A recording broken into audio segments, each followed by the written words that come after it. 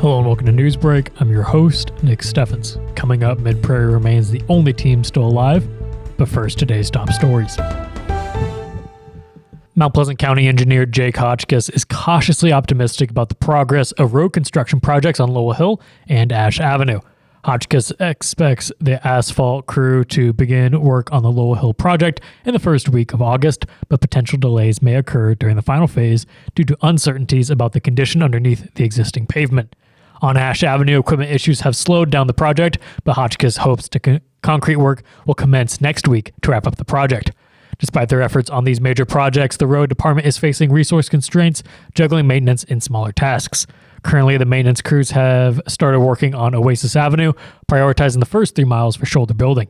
Hotchkiss mentioned that although the team is stretched thin, they aim to align with the contractor's schedule and eventually return to the Oasis project after addressing waste material management and other ongoing tasks.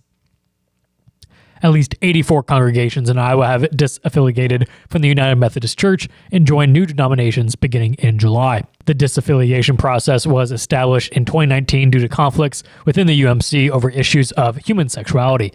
The UMC's current policy opposes LGBTQ+ individuals, prohibiting same-sex weddings on church property and disallowing self-avowed, practicing homosexual pastors. However, local UMC chapters have varied in their stances on these matters. The Iowa UMC Conference vision statement emphasizes freedom of choice for pastors in officiating weddings and allows individual churches to determine their own policies.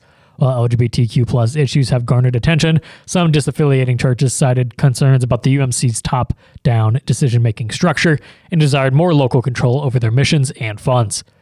The disaffiliated churches have joined different denominations or become non-denominational, seeking to foster community and inclusivity while retaining traditionalist doctrine.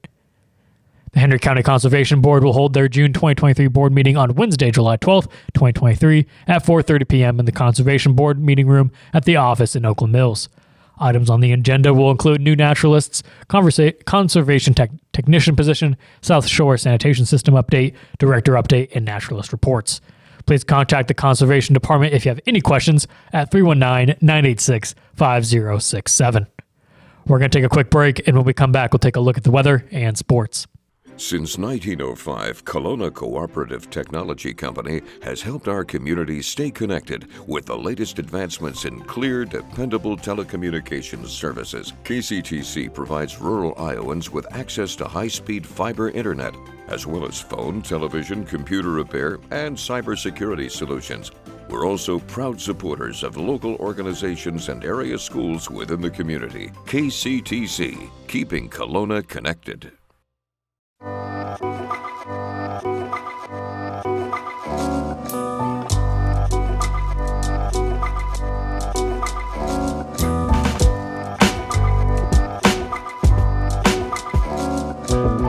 At the Capper Auto Group, we put our customers' needs first and understand that everyone is as different as the vehicle they select. We offer new Ford, Chevrolet, Buick, GMC, Jeep, Chrysler, Dodge, and Ram vehicles in a friendly environment that puts you in the driver's seat.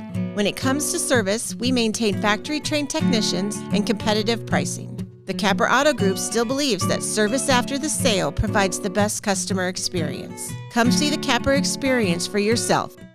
When you aspire to be a dancer, you are both an artist and an athlete. Your strength combines with beauty and grace seamlessly. Your efforts result in enhanced coordination, the ability to cooperate and compromise with others, and the confidence to perform in front of an audience. Not to mention the fun you will have and the lifelong friendships you will develop. We are enrolling now for fall classes, and we would love to see you shine like the star that you are.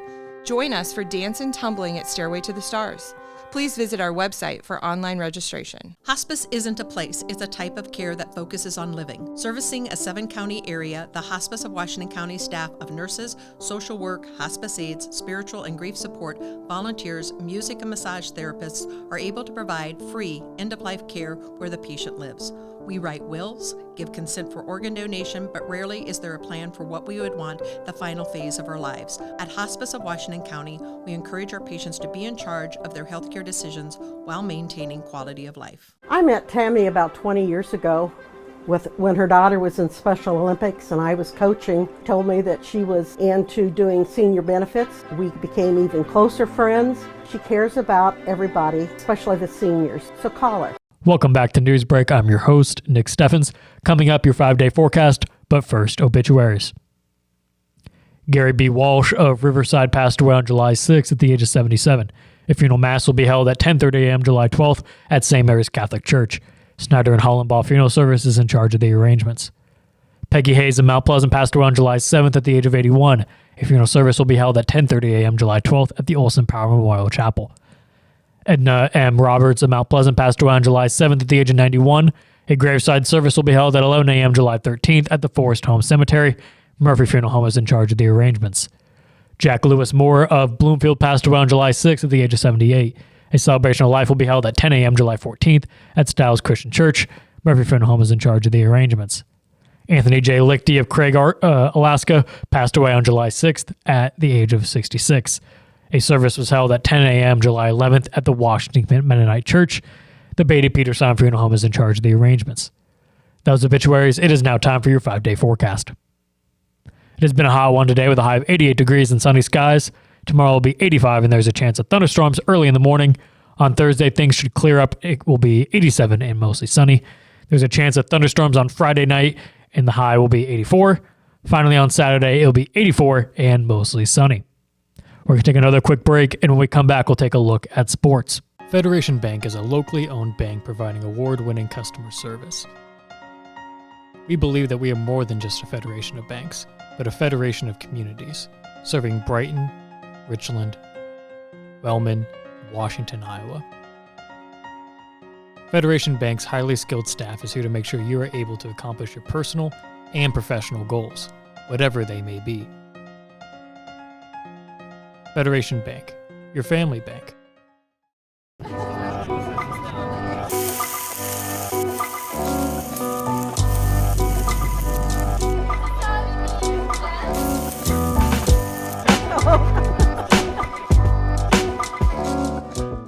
Family owned and operated by Andy and Sarah Ross. Ross Auto has been your vehicle repair and maintenance headquarters since 1935. We specialize in all makes of cars and light-duty trucks. With our variety of available services, let us help you keep rolling and your vehicle operating efficiently. Services include general auto repair, alignments, brakes, fuel injection, and more. Schedule your appointment today at 319-653-5656. That's 319-653-5656. Been in healthcare for many years. I know that Tammy's that person who wants to help others and take care of us. She knows the healthcare business and wants to take care of others.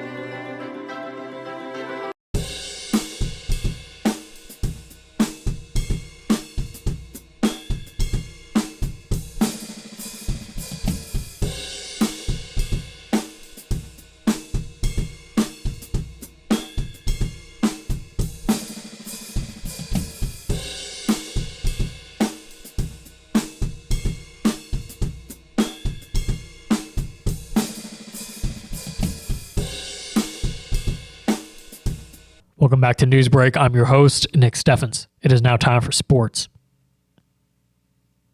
The Mid-Prairie Golden Hawk baseball team secured their 4th consecutive district title with an impressive 11-0 victory over Durant Wildcats. The number 2 ranked Golden Hawks will now face Van Buren County in the sub-state final on Tuesday in Ottumwa, with the winner earning a spot in the state tournament. Mid-Prairie dominated the 2A District 5 title game, scoring in all 5 innings of play. They got off to a strong start with multiple players, including Kane Brown, Brady Weber, and Dylan Henry contributing with hits and runs. The team's solid defense complemented their hot batting performance. In the second inning, they added 3 more runs, and in the third, they scored 4, taking a commanding 10-0 lead.